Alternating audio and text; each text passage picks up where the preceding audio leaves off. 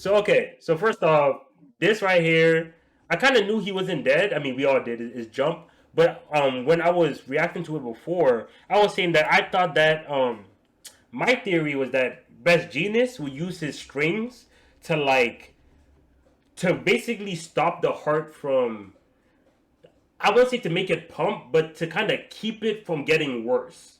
And then they're gonna like quickly ship him off to like Aerie, and then Aerie does her thing. But that's not how it worked out. But we all knew he wasn't gonna die, right? But yeah, so this here, the kind of you thought, but Gino, yeah, I thought Gino was gonna pull a Dofi, bro. I was like, but he ain't got that juice. So yeah, so the Monoma stuff, I was kind of surprised Monoma even like pointed out with like Bakugo and stuff because he seems to really dislike Class A. I didn't think he'd be the one to see it. So yeah, Best Genius. Yeah, these panels are like he has no pulse, heart is ravaged, he's truly dead this time. Like that makes it a bit worse because we know he's not dead, and then the more you emphasize that he's really dead, there's no way he can come back from this. Then he comes back, kind of lame, but I'll keep it moving. I didn't really like Dabby coming back. I didn't say I didn't like it. I didn't think Dabby coming back was necessary because I really liked how Dabby and Shoto kind of ended when the way the storyline like ended when they fought. But I don't mind Dabby coming back if then like part two is super good, then like it's fine. But like if part two is like mediocre, then it's just not necessary. Like I feel like how the fight ended was fine. Um, yeah, this panel was terrible. Like, what the hell? This page? No, don't be in your Oda bag. This is the wrong Oda bag, bro. But yeah, AFO getting his like prime AFO. That kind of took me by surprise. That was wild. But I'm still not used to his face. I'm still not used to his face. Okay, then this chapter. Um, I don't mind this because we been knew he was working on stuff for Airy and doing technology, and then him having like that one shot to bring him back to his prime. It makes sense, you know. I really have no problems with that, but like him being in his prime would be like a humongous problem because no one can beat his prime. But from what I'm getting, he's on a timer. You know, like he said, now it will be the enemy. I'm doomed to be finished. Yeah, so he's on a timer, so that's a good way. Making a double stretch for a fake out is kind of wild. Yeah, Um, yeah, so AFO being on a timer is just a safe way for Hori to be like, oh, look how scary AFO is. He's in his prime. No one can beat him in his prime. Oh, wait, he's on a timer. Just last 5 minutes and you win. So, hey, basic stuff, basic stuff. This panel is pretty good. Yeah, this propaganda, bro. US was just on their knees, bro. Stand up, please. Them niggas said, please, we have to get on Shiki's good side for our future. Like, dog, what? Doing a fake of your protagonist so many times. So many times. Yeah, it's like, bro, this is not a random side character, but we know, especially since he didn't do much. Like, if Bakugo had one of the best performances, like, just like as a tutor protagonist, like one of the best performances, and then he had like a death, then I'd be like, hey, he could actually die here because he already performed so well. If he's taking out the story now, then it's kind of like, okay, like he did his job. But I never felt like he did his job. Like Bakugo still got so much more to put on the table. So him dying there is just dumb. And people on Twitter was defending it, like, no, bro, like Bakugo, he's supposed to die because yada yada. I was like, man, shut up, bro. Yeah, and then Edgeshot. Oh yeah, one thing. Oh yeah, the biggest thing about this that I was kind of iffy on was that like I don't mind Edgeshot doing this, but the way like the best way to kind of do things like this, in my opinion, is that if you're gonna use a hero to sacrifice his life to like heal somebody, like someone that's about to die, and a hero sacrifice a veteran hero. So Edshot has seen some shit. He has seen some shit. So he's a veteran hero. He has been through so many of these hero experiences, and my issue is that like because like there are two things you mainly need. Number one is that as a person they're very altruistic, as in like they're very they will give like they're very selfless in the sense that they would lose stuff for you, like they will sacrifice a limb for you, they would like their house for, like very unreasonable things, but they're just that good of a person that they don't mind being so self-sacrificing for your sake. Ed Shot never gave me like that vibe that he was the kind of person that would be that altruistic, or he'd be so self-sacrificing. And then if you don't want to do it that way, then you do it in a way that there's a connection there. And yeah, like you said, a connection has to be there. And that's why our back theory was based on Best Genius, because we know Best Genius and Bakugo has a connection. But S Shot had zero, like there was no connection there at all.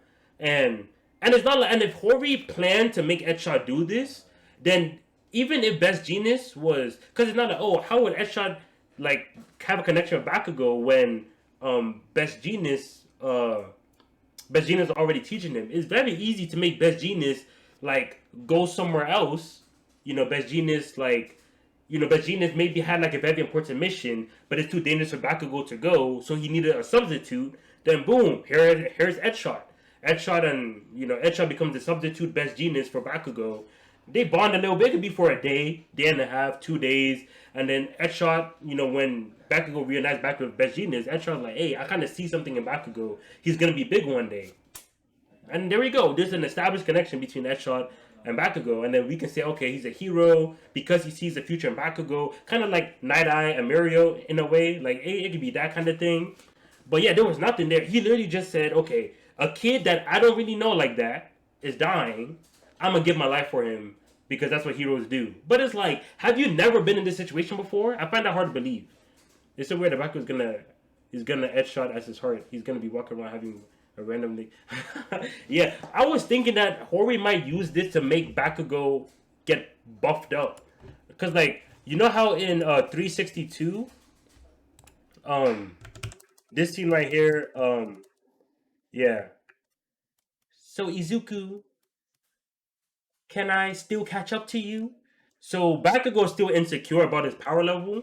And even though he kind of you can tell he's kind of getting the hang of like Shiggy's movement and stuff like that, but it's just not good enough. And then he ends up clapped.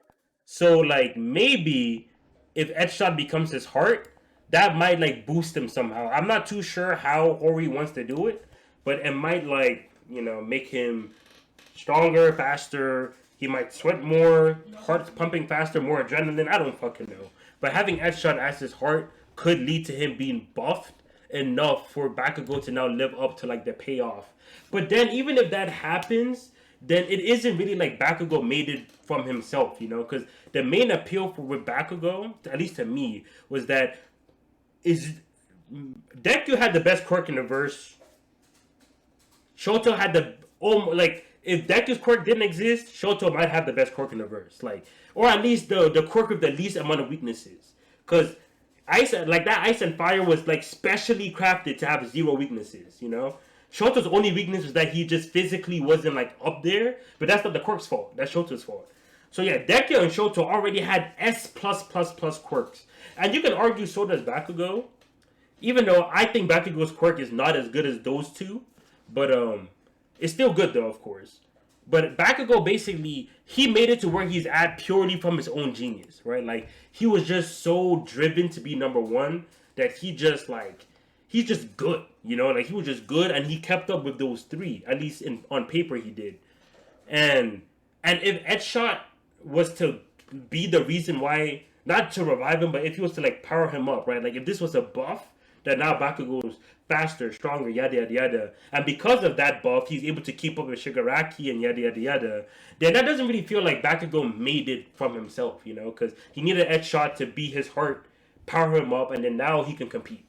Yeah, I agree. Bakugo's gonna have a massive power. If that happens, Twitter's gonna clown the shit out of that. Yeah, that's the thing, because like we know it might happen. Because Bakugo's character, at least to me, it felt like he was supposed to make it not without help, but make it without like a external like power up, right? Like gears are fine. Everyone has gears, but like Deku getting more quirks. It's like, yeah, it's Deku. AFO, we knew that. Shoto just didn't really use his fire. So as Shoto used his fire more, did more combinations, he's just naturally trying to be crazy.